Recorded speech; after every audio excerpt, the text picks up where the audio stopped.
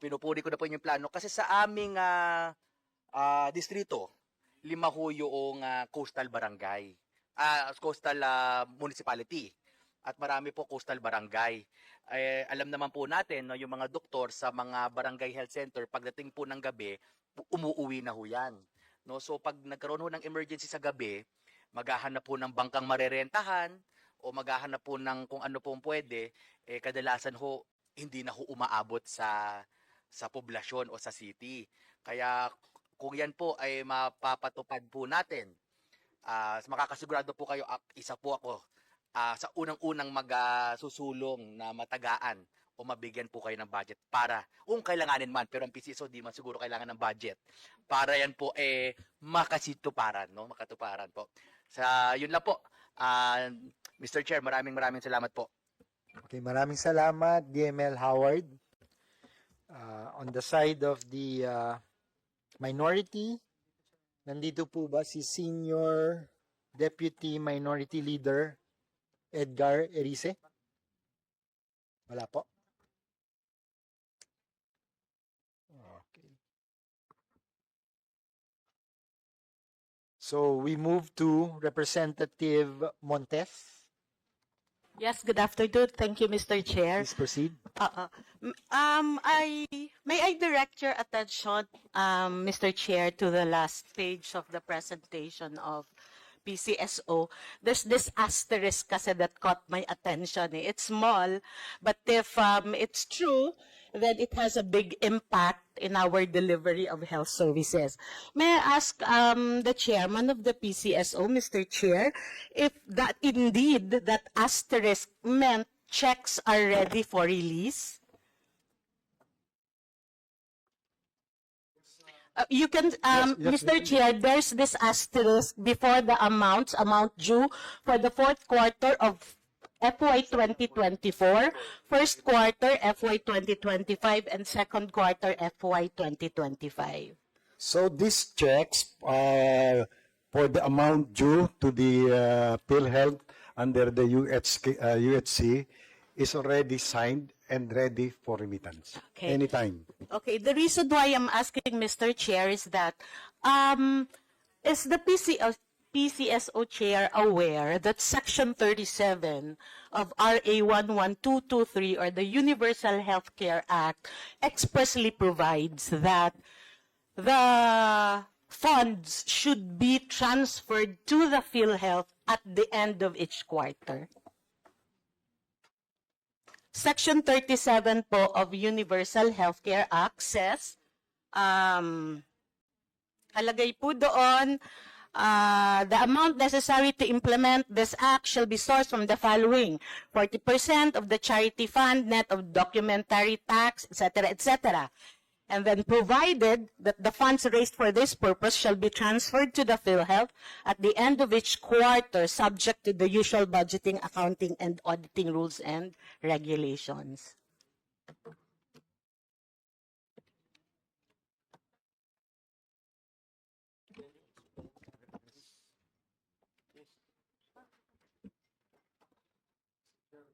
I'd like to ask our accountant.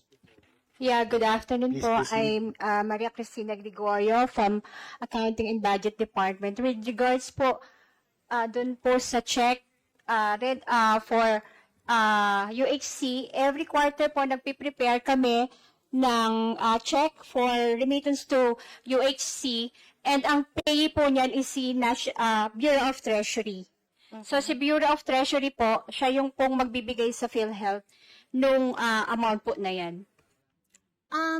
But the law says it should be directly released to the PhilHealth.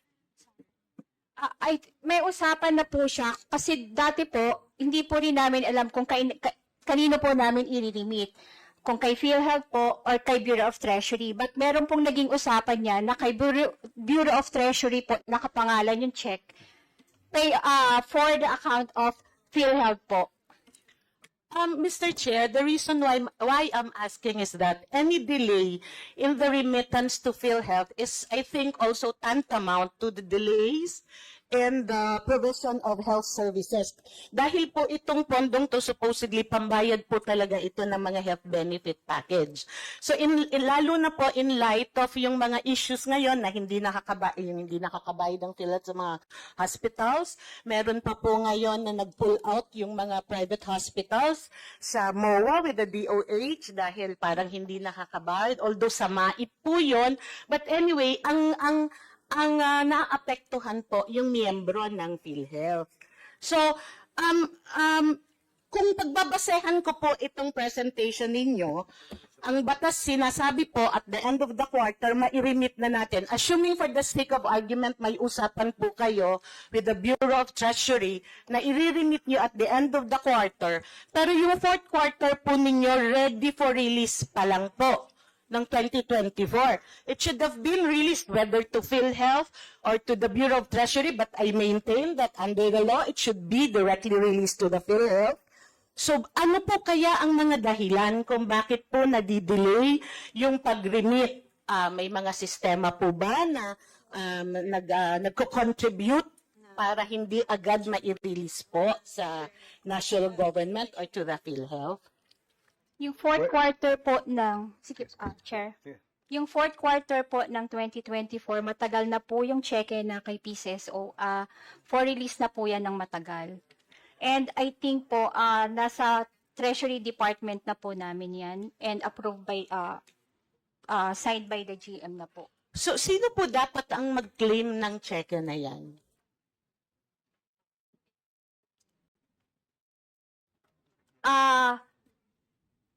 Ang pagkakaalam ko po, yung Treasury Department po namin is tinatawagan po nila bawat department or agency na for pick up na po ang kanilang cheque. So, ibig sabihin po, ma'am, as we speak, yung fourth quarter na cheque, hindi pa po nakukuha sa inyo. Magto-third quarter na po tayo ng 2025, so malapit na pong mag-isang taon. Samantalang po, maririnig po natin mga issues ng PhilHealth, kakulangan sa pera, hindi nakakabayad sa ospital, and we have a huge amount sitting in PCSO na hindi nakukuha na dapat nung agency na intended para sa kanila ito. Yes po, per our Treasury Department po, nasa kanila pa po ang cheque. So, at an average, ma'am, can you please enlighten me? Gaano po katagal? Kasi ang nasasabi sa batas ay it should be released at the end of each quarter. So, at an average, gaano po katagal ang delay?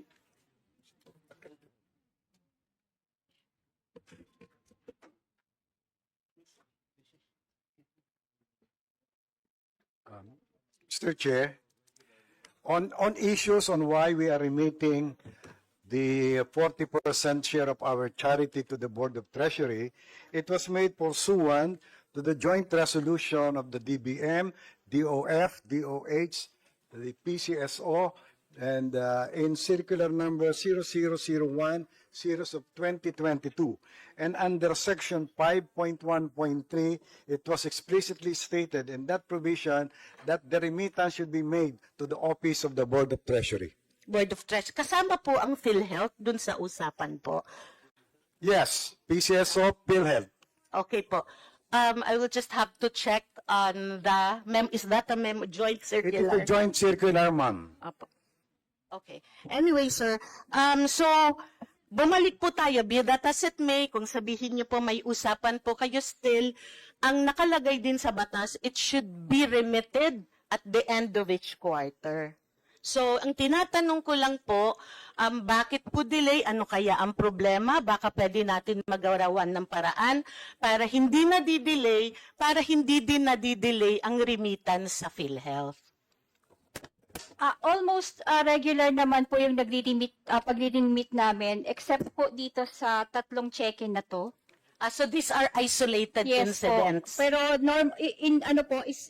wala regular naman po namin siyang nare-remit, and every quarter naman po, nagagawan po siya kaagad ng cheque, nagagawan po kaagad ng voucher, and nagagawan po kaagad ng cheque. Opo. So meaning po, in the previous years, agad-agad at the end of the quarter, nare-remit po sa Bureau of Treasury based on the joint circular. Yes po, ma'am. Okay po. Yun lamang po, Mr. Chair. Thank you so much. Maraming salamat, Honorable Montes. On the side of the majority, may we recognize Representative Ramil Hernandez. Gov, you have the floor. Maraming salamat, Mr. Chair. May clarification lang po ako dito po sa comparative financial statements. Ito po ay June 30, 2024 and June 30, 2025. So, kino-compare po natin yung half year of 2024 to half year of 2025. Kasi hindi po natin pwedeng i-compare yung year-end financial statement kasi wala pa po tayo sa December. So, napansin ko po dito, ang laki po ng gross sales. Nasa 31 million plus sa 2024, half of 2024, and 32 sa half of 2025. Ang laki po ng gross sales, pero pag tiningnan nyo po sa bandang ilalim, ang net income ay almost 10% lang. Almost 10% lang. So, ang tanong ko po, meron po ba kayong nakikita na pwedeng gawin administratively or by law kung saan pwede po nating pataasin ang income ng PCSO? Kasi ako po bilang dating gobernador ng Laguna, napakalaki po, napakadaming tulong ang nakuha namin from PCSO, and kung mapapataas natin ang income ng PCSO, of course, mas marami pa po tayong matutulungan. That's all, Mr. Chair. May we have a reply from PCSO? Mr. Chair, if the good congressman is referring to the comparative financial statement for the half year of 2024 and half year of this year, yes, there is a sort of a slight reduction for the 2025. But rest assured that the agency, Mr. Chair, is doing our best to increase the revenues, Mr. Chair. We are thinking of other variant of the games. We're thinking of other betting platforms. Mr. Chair, follow-up lang po. Please proceed. So, ang ibig sabihin po ba ng PCSO through its chairman, ang plano po ng PCSO ay pataasin ang sales upang sa ganoon ay tumaas po yung ating net income. So, wala po ba tayong nakikita na baka naman pwede nating pababain yung expenses para naman tumaas din yung net income? So, ang concern ko po dito, of course, hindi lang po tayo dapat talaga nakatutok doon sa net sales or yung po ang ating business income. Baka po may nakikita tayo na iba pang paraan sa reduction ng expenses kung saan pwede ba nating mapataas yung income po ng PCSO? Well, if you will notice, Mr. Chair, the bulk of our expenses goes to the maintenance and the operating expenses. Of course, our medical expenses. Well, honestly, if you will ask us on how we can increase our revenue, I think we should deduct the taxes due against our agency. Well, we are working on the reduction of our documentary stamp tax. Well, from 20%, well, even at this 10 or to 15%, but it's not given to us. So, because of course, every savings is an income for the agency. So, if you can help us reduce our documentary stamp tax for the ticket price from 20% or even to 15 or 10%, that's better. That's a very huge amount of savings that we can use for charitable work. Okay, last reaction lang po, Mr. Chair. So, yun naman po yung sinabi ko po kanina na pwede po nating tingnan by administrative kung ano yung pwede nating gawin and by law. And through your explanation po, it seems na kailangan meron kaming baguhin doon sa batas. Pagdating po doon sa tax na ini-implement natin sa PCSO. Then noted po at of course kaya po naman nandito ang Congress para po hindi lang bususiin ang inyo pong budget kundi tingnan kung paano pa natin may improve ang income at pwede nyo maging contribution sa ating national government. So again, bilang dating governor po ng Laguna, maraming salamat po sa napakarami nyong naitulong sa aming lalawigan. Thank you, Mr. Chair. Maraming salamat, Honorable Hernandez. Balik po tayo sa minority. May we call once again the Senior Deputy Minority Leader, Edgar Erice. Nandito na po ba siya? Okay, wala pa. So, balik naman sa majority. Vice Chair Romeo Momo. Si Chairman Momo, wala po. So, susunod po, si Vice Chair Leandro Leviste. You have the floor.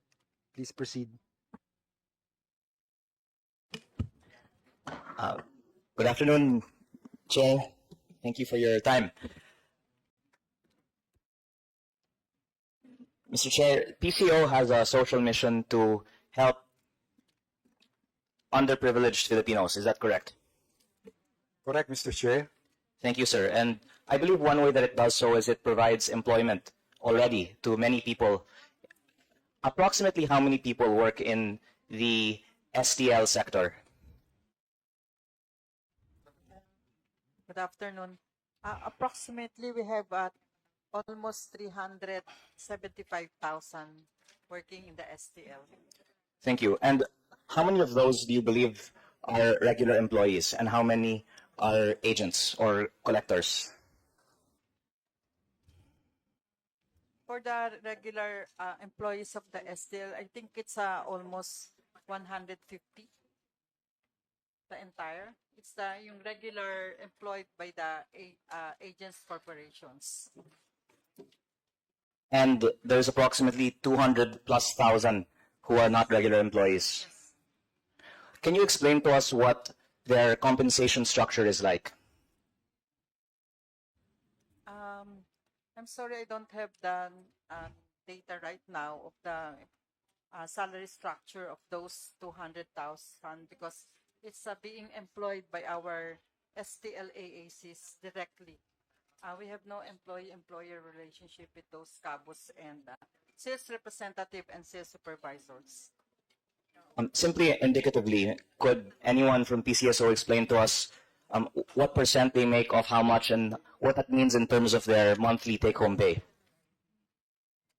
Based on the interview with our sales representative, they give 10% commission from the sales they generate from each sales representative and sales supervisors. And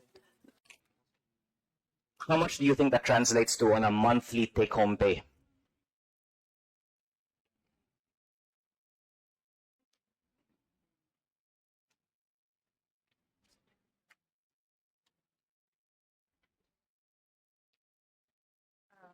With your indulgence, can we just give you the data?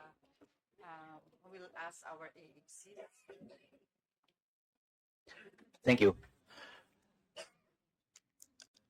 The reason I ask is I perhaps know the least about this sector than anyone in this room right now, other than that many of our constituents in Batangas are working in this sector and may benefit from improvements in their compensation.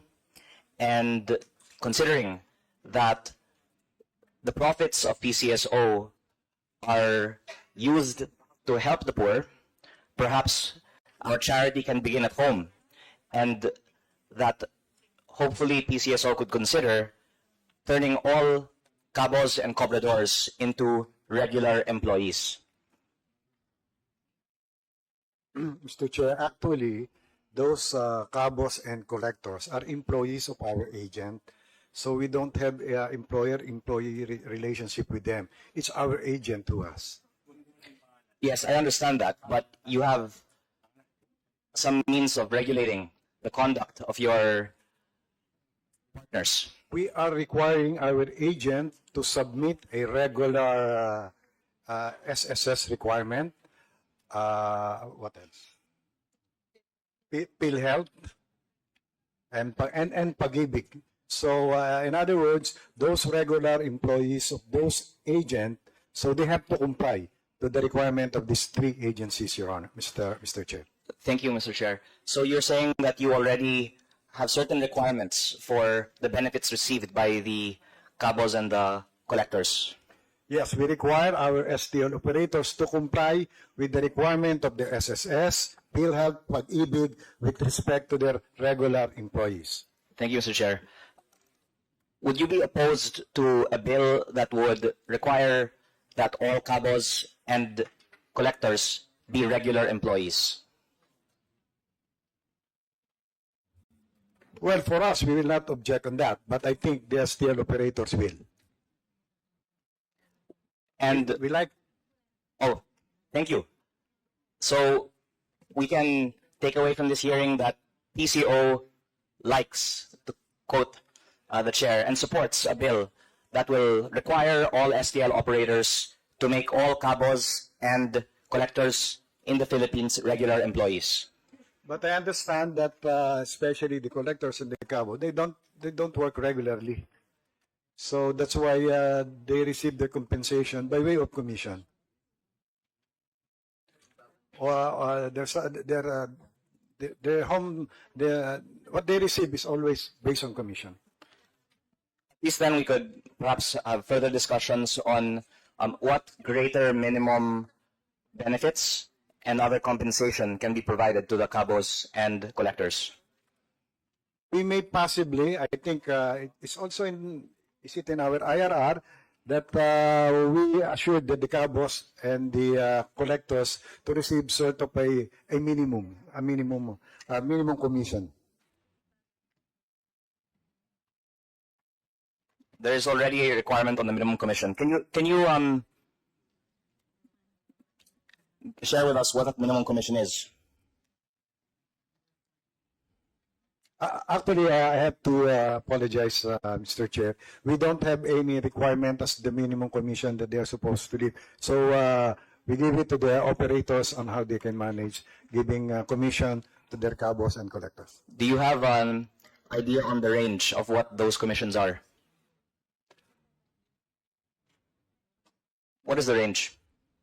As I said po, it ranges from up to maximum of 10%, but we don't have any exact data po kasi iba-iba po yung binibigay nila.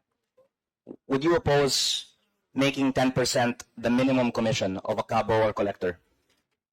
On the side of the PCSO. As PCSO, would you oppose it?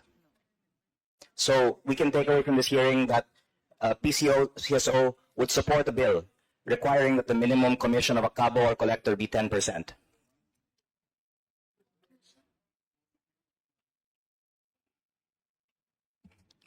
Yes, Mr. Chair. Thank you, Mr. Chair. Or maybe we will consider our existing IRR that we will include a provision there that all operators are required to give at least a minimum commission on their sales. Of at least 10%. Yes, Mr. We will consider what is the proper amount after consulting all our steel operators. Thank you, Mr. Chair. And at present, do they all have PhilHealth, SSS, Pag-ibig, and other such benefits? As I said earlier, we require our STL operators to have all those regular employees to be member of SSS, PhilHealth, and Pag-ibig, and we always require them compliance to those agencies so that we will be assured that they comply to the payment of their share in these three agencies, Mr. Chair. Thank you, Mr. Chair. I guess after this hearing, we would appreciate further inputs from PCSO on how we can craft a bill that will increase the minimum benefits and even compensation that would be received by cabos and collectors. Maraming salamat po.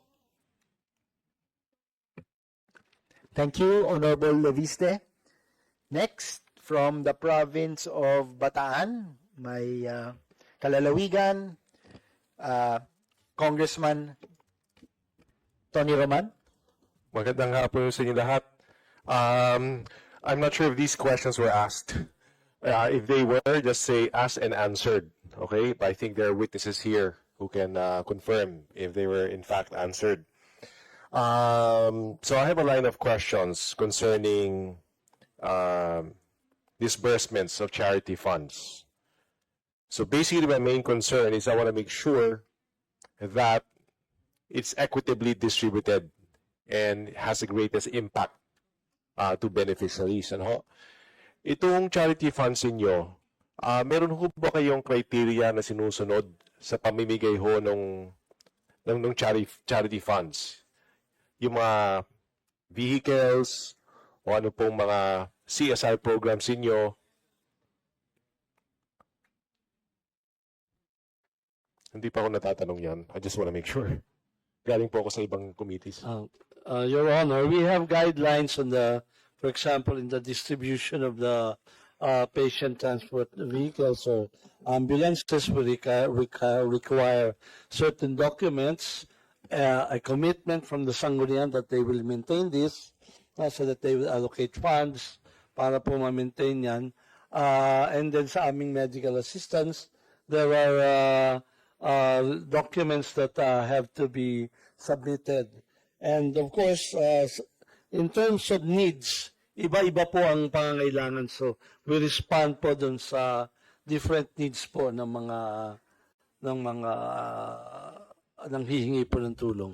Let me rephrase my question. I wasn't really probing the documentary requirements, but rather I'm probing the selection criteria. The selection criteria for distribution of these assistance, ano? Yung selection criteria, like which municipality, which LGUs will get it, why one LGU should get it and not another LGU. So what is the selection criteria applied in selecting beneficiaries of these programs? Ang instruction po ng ating Pangulo ay bigyan po ang lahat. Lahat po ng munisipyo ibibigyan. Nabibigyan naman po lahat ng munisipyo. Opo, malapit na po kami. For this year po, nakukompleto na po natin lahat ng munisipyo. Pero sa munisipyo ng Hermosa, meron ho na naibigay yung PCSO. Sa mga Hermosa. Bataan po, First District. Kung I assure you po, kung hindi po, mabibigyan po namin minomonitor po kami ng Pangulo sa aming commitment na mabigyan po. Ibubulong ko na rin po yung bayan ng Orani, tsaka bayan ng Asamal at bayan ng Abukay habang nandito po tayo. Pakisilip lang po. Commitment po, Your Honor. Commitment. Thank you. So, meron ho ba kayong parang talaan na kung saan may papakita or even like Excel spreadsheet na may papakita po yung geographic breakdown ng mga beneficiaries? Unless you're telling me ho, unless sinasabi niyo po na lahat po nabibigyan. Meron ho ba kayong breakdown? Meron po kaming heat map, Your Honor. Heat map. Kung saan po yung mga nabibigyan na area. Pwede niyo ba kaming bigyan ng kopya ng heat map? O naibigay na po? Hindi po dalangan, but we can send it to your office po ko. Definitely. I think also to anyone interested para makita yung dami ng ayuda o tulong na bumababa sa bawat LGUs. Now, in terms of I know you have different programs. Itong PCSO that is health related. Do you try to prioritize the types of assistance provided by medical disorder or condition to rationalize the distribution of the assistance? For example, meron ho ba kayo, pinaprioritize ho ba yung mga high demand health needs like dialysis, chemotherapy, and rare diseases instead of other diseases? What kind of prioritization with respect to medical conditions do you do, if any? Mr. Chair, I will answer the question. Ang ating pong medical assistance program, dati po ay noong mga nakakarang panahon po, ay lahat ng sakit nakikater po namin. But dahil po ayaw na ho natin sa mga bagong administrasyon na kailangang hindi nagdodoble-doble yung tulong po, at dahil po kami ay nakakommit sa Universal Healthcare System, Act pala ho, sa Universal Healthcare Act, nagkaroon po kami ng konting mga pagbabago sa mga tinutulungan na sakit. At amin pong siniguro na ang may pinakamararaming demand gaya po ng cancer, katulad din ho ng hemodialysis, ay patuloy pa rin ho naming ibinibigay sa mga tao, sir. Meron po kaming chemotherapy pa din, at bagamat ang PhilHealth po ay nagbibigay ng dialysis benefit package, nandun pa rin po kami para lalong mawalan po ng out-of-pocket expense ang ating mga kababayan, sir. Thank you, Mr. Chair. So, do I take it just so I can explain it to myself, so I can more appreciate what you said? So, sinasabi niyo po, there is some kind of prioritization that is applied with respect to medical conditions, ganun ho ba? And then umaalalay po kayo sa PhilHealth. Opo, sir, pero Correct. Mr. Chair, wala po kaming pinaprioritize, pero meron lamang pong mga sakit na tinutulungan at hindi po lahat ay kasali. Yun lamang pong pinakamalalaki ang gastos, ang gastusin, ay doon po kami umaalalay, sir. Okay, thank you. Kahit anong cancer po, pwede po, sir. Another question is, are there steps being undertaken so patients from far-flung provinces can access medical aid without lining up in Metro Manila or relying on middlemen? Sir, kagaya po ng, sir, Mr. Chair, can I answer po? Gaya po kanina, naitanong po yan, Oh, sorry. mayroon po kaming, I would gladly repeat, sir, mayroon po kaming 73 branches nationwide, at ang lahat po ng mga assistance request ay pwede ho nilang dalhin doon sa mga branches po natin na pinakamalalapit sa kanila. Hindi po kailangan sa Maynila dalhin, sir. Okay. Given the budget proposed for this year, how much of that is dedicated, are charity funds?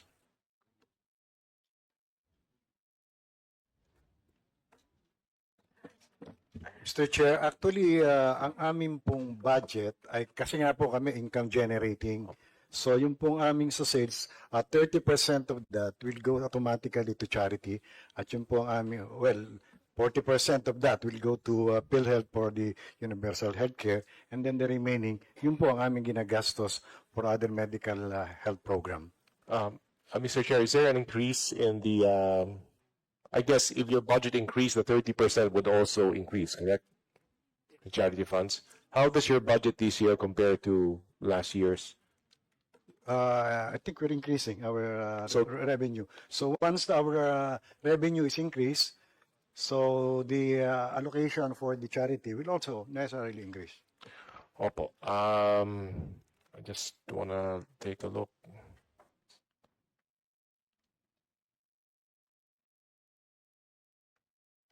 Meron ho ba kayong, what is PCSO's plan for expanding revenues while minimizing the social cost of gambling? Before you answer, Representative Roman, please wrap up. Thank That's you. my last question. Okay, salamat. Please respond. As mentioned earlier, we have an ambitious draw to introduce a variant. Will be the Lotto Billionario po para we hope we could generate better income by introducing this game. Where for a 100 peso bet, the bettor will have a chance to win 1 billion pesos po. The beauty about lottery po is that it is not engaging. Tawag ko po, bet and forget. It's a passive gaming actually. You can bet and do your regular livelihood. Hindi po siya nakaka-disturb ng livelihood or the regular activities ng tao. So if we stick to our lottery games, I think hindi po talaga ito makaka-damage. Plus we are very conscious po of the our program of responsible gaming. we really use this parang almost like a religion na po sa amin ito. That we have to be aware of the dangers and the limitations po of gaming. And we always, whenever we can, we try to inculcate po ito sa lahat ng employees namin, including all our agents nationwide. Okay, salamat, Representative Roman. And next is our chairman ng Ways and Means, the Honorable Miro Kimbo. Thank you, Mr. Chairman. General Manager, Chairman of PCSO. I have 55 questions, Mr. Chairman, here. But upon your insistence that since many of the questions have already been answered, I will not ask any question. I just want to say that Melquiades Aipa Robles has been helpful to our city. Sometimes I don't feel it anymore because they go straight to the people. So, papasalamat kami sa tulong na dinadala ng PCSO. Gusto ko rin sabihin, Mr. Chairman, na pagpupuri kay Chairman Judge Felix Reyes, who is an adopted son of Marikina, who served our city with unquestionable integrity, dedication, and as if he's a native born of Marikina. His contributions will not be forgotten. And despite some wranglings I heard recently, I can vouch for his integrity and honesty. So I congratulate the PCSO, both the chairman and the general manager and your hardworking employees. I hope that you continue with your mandate. We will be here to support if you do well, but we will also be here to act as the scalpel that will remove the excesses if that so happens. Thank you, Mr. Chairman. Thank you, Mr. Chair. Thank you, Your Honor. Okay, maraming salamat, Chair Kimbo, for your remarks. Susunod po, may we call on Vice Chair Joseph Tan. Thank you, Mr. Chair. Wala naman akong masabi sa PCSO sa mga tulong na binahagi sa atin mula noon hanggang ngayon. Bagamat ito ay suggestion lamang, halot higit sa kung maaari sa STL, sinapapansin ko sa ibang mga lugar, maliban na sa amin, uso na ho ang QR code ngayon. Bakit nandun pa rin ho tayo sa pagsusulat-sulat sa kamay? Baka lalong lumaki ang revenue natin. Kasi napapansin ko rito, Apo GM Robles, ito yung kaibigan ko noon pa. Napakalaki ho ng income na ipinapasok. At natutuwa naman ho tayo sa mga target na ibinaba. Talagang taon-taon palaki naman ang palaki. Bagamat siguro mas lalaki pa kung saaling mabigyan nyo ito ng pagtingin na usong-uso na ho ngayon yung mga QR code na pag-ukan. Bibilis, hindi nahahawakan yung pera, pwedeng ipasa-pasan, diretso na. Mas malaki ho siguro ang revenue natin. Pangalawang, ano ho masasabi natin, Mr. Chair, Apo GM? Kaya ho ba natin kaya magawa yung ganun? Kasi yun na ho uso ngayon. Wala na hong perang nilalabas. Nataya ka na, lalagyan mo ka na agad ng resibo. Parang doon sa Skyway, no? Na ginagawa ngayon, na pinagdadaanan natin. Apo. Your Honor, ready po tayo. Dangan lang at we need approvals po beyond us, no? Nakasalang na po ang aming mga request na payagan kami na mag-employ at mag-improve sa technology. Hihintay lang po kami ng go signal. Oo, kasi Mr. Chair, no, nakita ho kasi natin na yung may mga kit na sila dito sa mga kaya napaka-conveniente na hindi na uso yung sinusulat-sulat pa. Yun isa namang proposal lang para lalo higit lumaki pa itong revenue natin. Nakita ko nga ho to, noong 2023, meron tayong 61 billion pesos. At itong 2024, 62 billion pesos. 2025, higit pa ho sigurong lalaki kasi nasa kalahating taon pa lang almost 32 billion pesos na siya. At nakita ko nga ang target natin 70 billion. Siguro kung mapapansin, bibigyan natin ng pansin yung panukala natin, suggestions, baka maaring mas ma-achieve pa natin hindi na 70 billion, mas more than. Ano masasabi natin, Apo Mr. Chairman? Chair, actually, it's a good suggestion. But our problem is we are governed by our 90-year-old charter. And most of those actions, according to the charter, requires the approval of the office of the president. So if I may suggest, if the House can revisit this, this is a 90-year-old charter of the PCSO. Okay. Mr. Chair, isa pa hong katanungan, no, yung dito ba sa mga operators natin, wala ho bang mga nakapending pa na bayarin para sa mga commitments nila? Kasi ilan ho bang mga operators natin nationwide sa STL? Good afternoon. We have 105 STL AACs po. Okay, sa 105 STL operators nationwide, ilan ho yung may mga problema pa? Baka siguro mas maganda i-submit na lang sa atin, Apo Chair, kung sino yung may mga balabalansi sa atin na bayarin, no? Wala na pong... Wala lahat. Okay. Mukhang okay talaga. Kaya mas tataas ang collections natin, Apo GM. At sa paano, kung na nagkakamali, meron tayong 1,400 plus LGUs. Yun ho ba ilang percent na nabigyan natin ng tulong? In terms of ambulances po, Mr. Chair, nasa 75% na po tayo. Ang target ho natin 100% po. within the year po ba siya? Opo. Very good ho. Kasi unang-una may mga lugar ho kasi na talagang mahirap ang buhay, mga mababa NTA, mga irang tinatawag noon. Kaya yun sa tulong ho ng PAGCOR, tulong ho ng PCSO, nakikita ko ho na kakayanin natin, lalo't higit maganda naman yung revenues na na-generate natin. At siguro narinig ko nga kanina na medyo kabagay, kayo naman ho talagang kahanap buhay, marapat dapat na naman yung MOE nyo ay maayos-ayos din naman, di ba, no? So, yun ho yun. At ano pa ba? Tungkol ho sa percentage-wise ng mga hinihingi ho ng tulong, katulad nitong mga paghihingi ng tulong ng ating mga pasyente, sa halimbawang ang bayarin sa hospital is 100,000 pesos, ilan percent ho ba ang isinesir ng PCSO? Mr. Chair, Apo GM. Before you answer, GM, please wrap up, Honorable Tan. Yeah. Thank you. Please proceed, GM. Sa amin po, yung hierarchy ng mga bayarin po, mauuna po dyan. Kasi ano po kami, final billing po kami lagi pumapasok.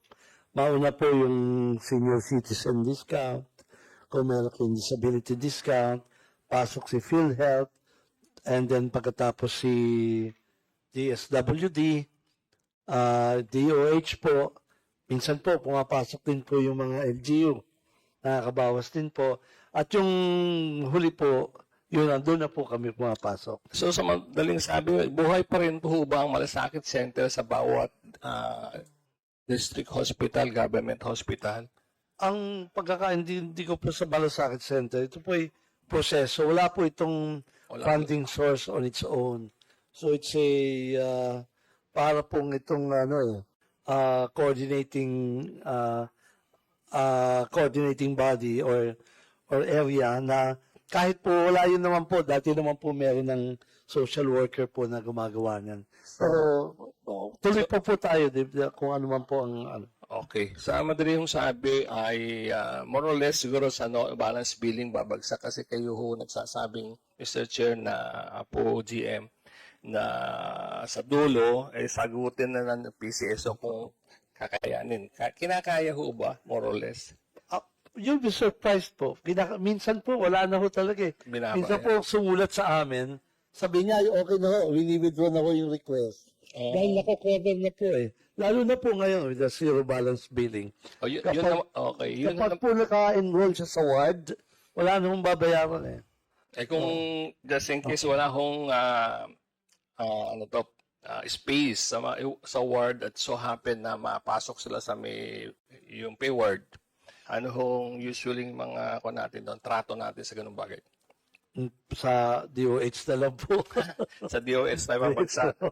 Ayun na naman po, Chair. At thank you, Apo Robles. Thank you, Apo Chairman. Maraming salamat, Honorable Tan.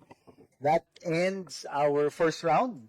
So second round, ang nagpalista po ay si Honorable Laila De Lima. Parang wala siya dito. Wala na.